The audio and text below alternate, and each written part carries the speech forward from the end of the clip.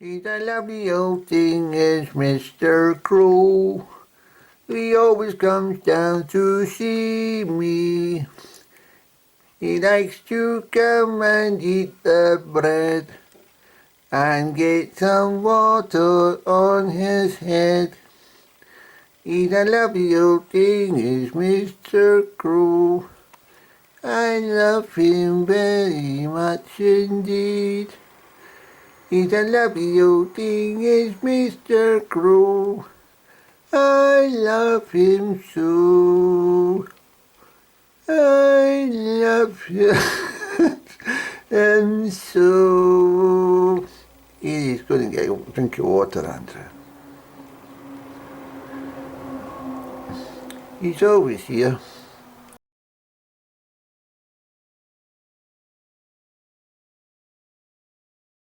So I'm back to pick up a story that I covered before Christmas actually, and well, what it is let me just recap for you. I'm just about to phone the council because well, you know about my graveyard desecration on the Kirkgate Pudding Lane Junction in Crieff, Church Street, Bank Street, in its modern term. But what's happening is, I don't know who's responsible, but they're taking all the headstones, they're taking them down and they're digging them into the soil. And there's damn all wrong with these headstones, and I want to find out who's responsible and where are the actual plinths heading to. So you see how they've been dug in here. What I want to find out is just exactly where these things are going, the bases. See this here, and then they're digging them in there. It's hopeless, unstable. They're telling you this is unstable. There's damn nothing unstable about that. I mean, you'd have to be forcibly pushing it over for it to be unstable. And I've just come down because I'm parked over, and I thought just something came through my veins. I thought, I wonder if they've done at my grandparents, my great-grandparents' grave. And I've just gone down and they've bloody got a sign up saying it's unstable, and they're going to do the same with that. So I'm just going to phone them to tell them, you don't bloody well touch my grandparents and my great-grandparents' gravestones at all. I'm going to ask them to send me a structural engineer's report as to why they think it's unstable. I want that information. I'm going to tell them if I come down here in the next 48 hours or in the next week at least, because I'm going away, I don't want that headstone meddled with, so I'm going to phone them just now. I covered this story in December, I never loaded it, so you'll have to wait for the full story on this one. I knew I should have loaded that when I had done it. That was way back in December I was down here. And I've no idea who's doing the work, but they're never here when I pop down. The reason I come down and park up here because it's a nice quiet area to have just sit and relax and have a cigarette and stuff like that without any bloody, tooting or miserable Glenturret Distillery car park or the mini road where you can't park anywhere, that sort of thing. So you just come down here, park up, no one bothers you. Although I wouldn't come down if there's a funeral in progression, you understand me? But I'm going to phone the council just now. I'm going to find out what the hell's going on and why they deem all these headstones unsafe. What I'll just mention very quickly is what happened was in Glasgow several years ago. I don't know if it's 2 years ago or 4 years ago or 5 years ago, but understand me, some kiddie was in an old graveyard with his chums, and they were playing around, and one of the stones toppled on top of him. Sadly, the boy got killed. It is a tragedy, of course it is. But that doesn't give the council the right to go around every single damn graveyard in the whole country, marking grave headstones unstable, and digging them up, knocking them over, and digging them into to the soil. Because any damn fool will tell you that erosion through frost and rain, excuse me for coughing, the frost and the rain and the frost and the rain and the ice will always topple these anyway, especially if they're dug into soil. The whole point of putting them on these stone or concrete plinths was because they've got pins in them, and what they need to do if they're unstable is concrete the bases, put the headstones back up, and put them on top of the little rods. I'll get an example for you.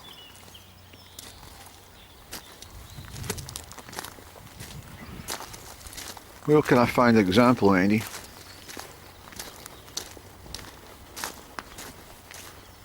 I mean, it's an absolute disgrace what's happening, and am I the only person that seems to bloody bother about any of this stuff? Let me find an example of what I'm talking about.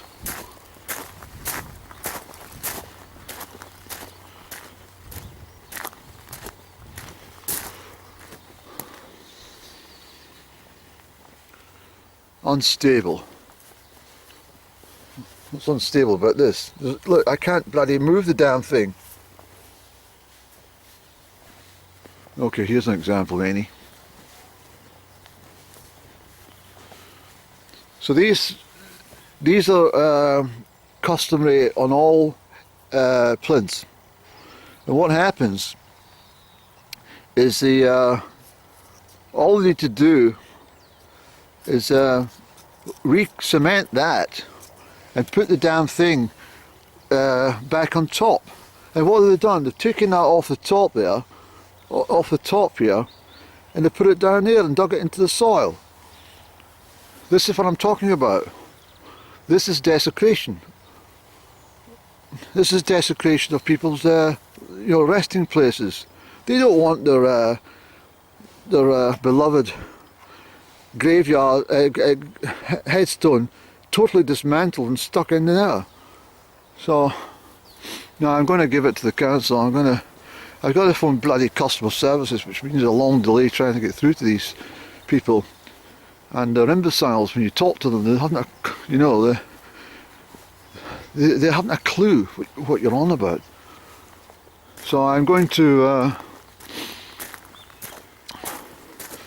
I'm not willing them to. I'm not allowing them, I should say, to at all touch my grandparents' grave. There's damn all wrong with it.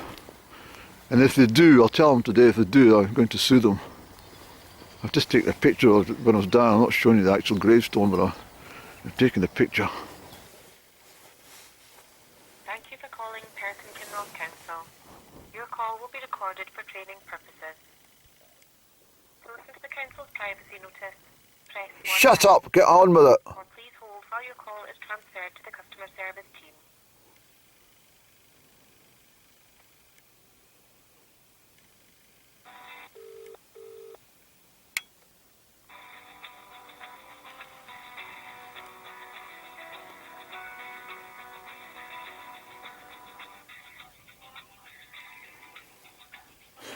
One of the other reasons I came down, I was down here on Friday, and on this tree here were these beautiful bullfinches. I'm waiting these idiots answering the call. But on the trees were these bullfinches, and what was most amazing, see all the blossom down in the ground there? I don't know if you can see it off the trees there. Well, I was absolutely amazed. It was not the wind that was taking the blossom off, it was the damn bullfinches.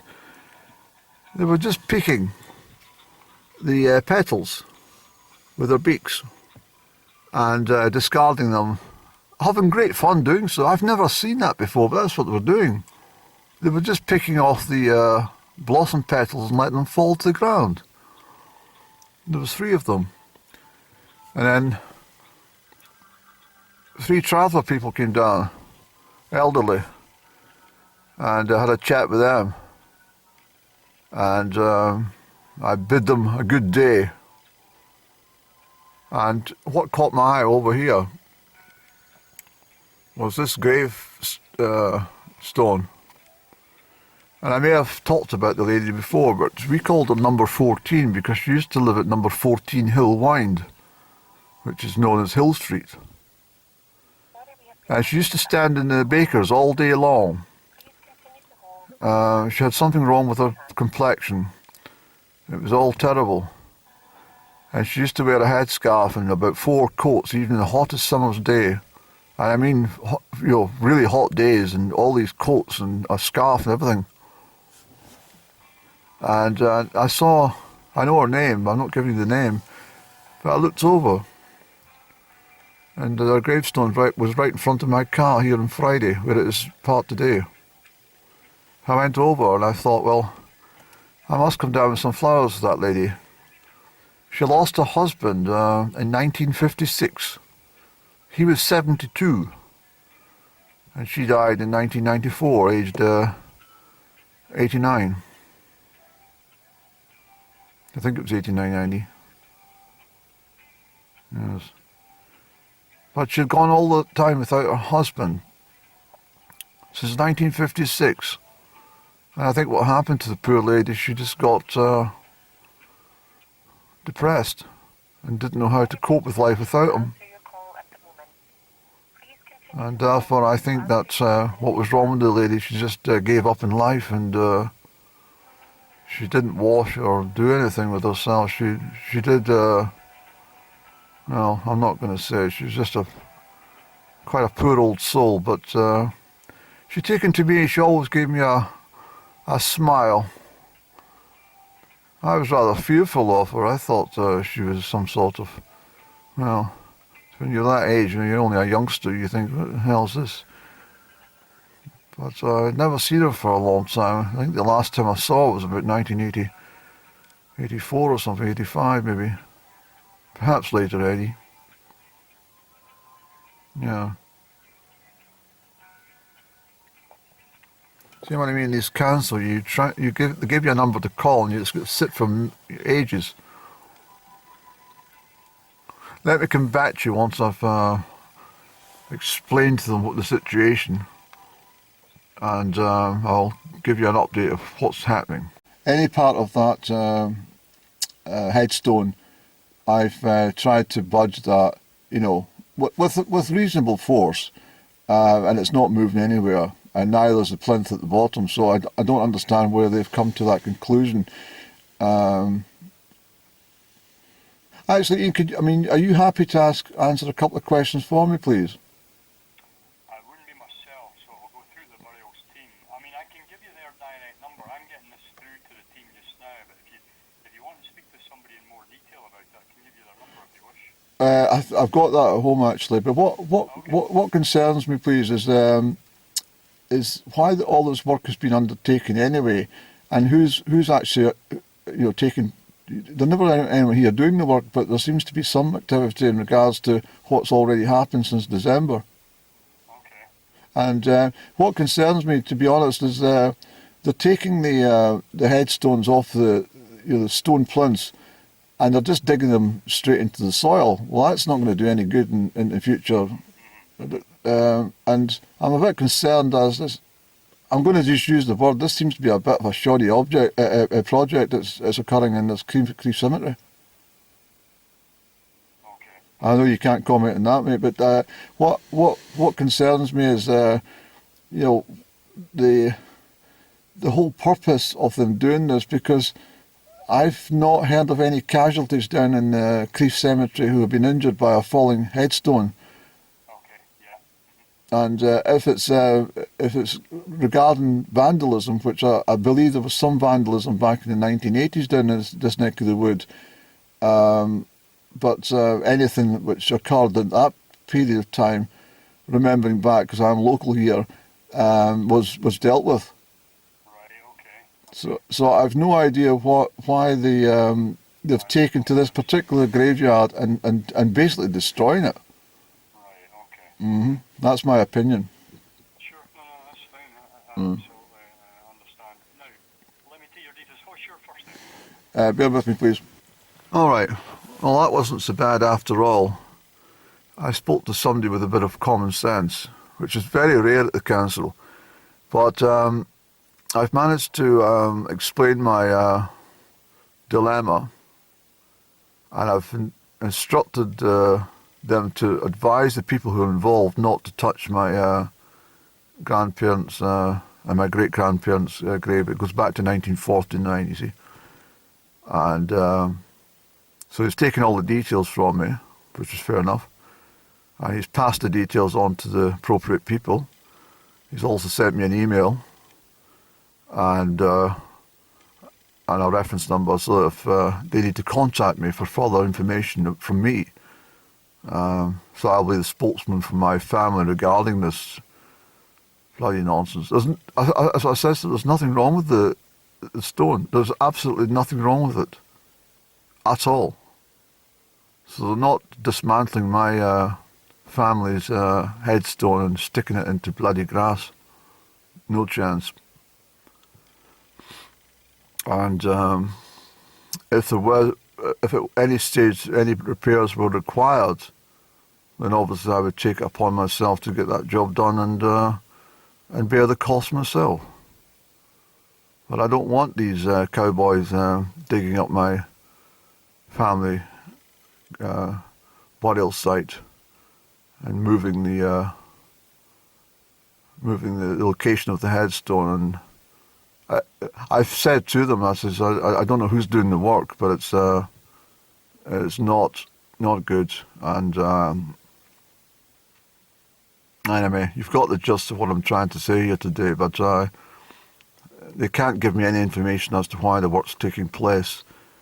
And I've relayed to them the half the bloody stones that they're talking about. There's nothing wrong with them. So I cannot help thinking that this is further meddling by this bloody nationalist government in people's affairs. I mean, what next? What right have they got to be, getting themselves into people's burial sites and starting bloody moving the stones because they deem a stone unsafe? It's just incredulous. It really is. I mean, imagine I hadn't been down. Imagine I wasn't visiting the graveyard on a regular basis. Imagine I come down in maybe 5 years' time or something and found that my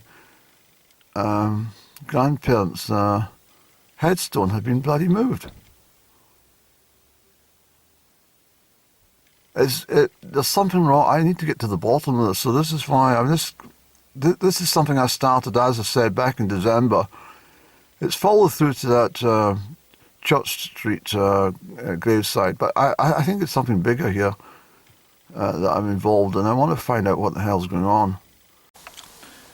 It is the bloody Scottish Government.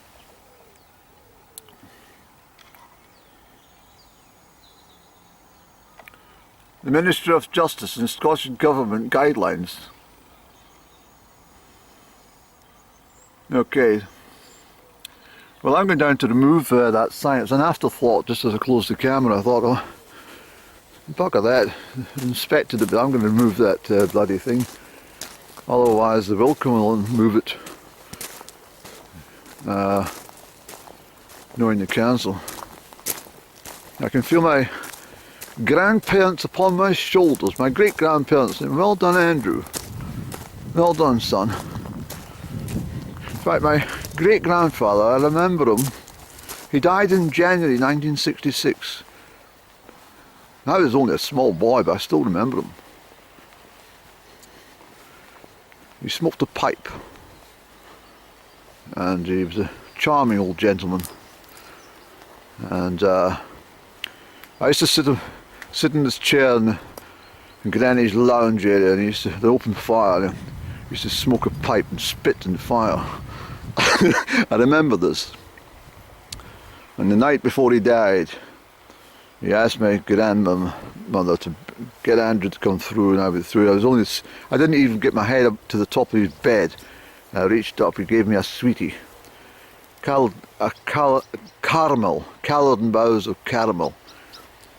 It was a favourite of the family, actually, coloured and boughs of caramels. I'll tell you a story about this. And anyway, I came in the next time I was there, I was told he'd gone to heaven. That's all I remember. Anyway, let's move this damn thing.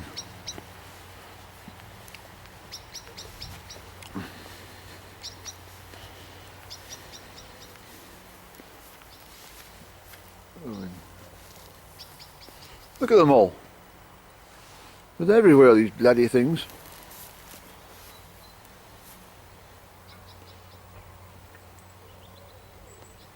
But there we are. So, my great granny, she died on the 21st of March 1949. I also didn't know her, but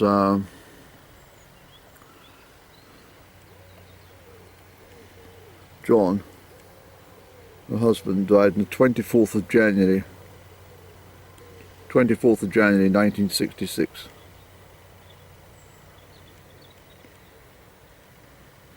My granny died in 1985. So as you can see, I've moved it. I stuck it over there. They can do what they want with it. Warning. Yes. Well, no, they're not touching. There's damn all wrong with this stone. It's been there since 1949. It's perfect. Can't move it. Look, I'm trying to push the bloody thing. It's not moving. So, to heck with them.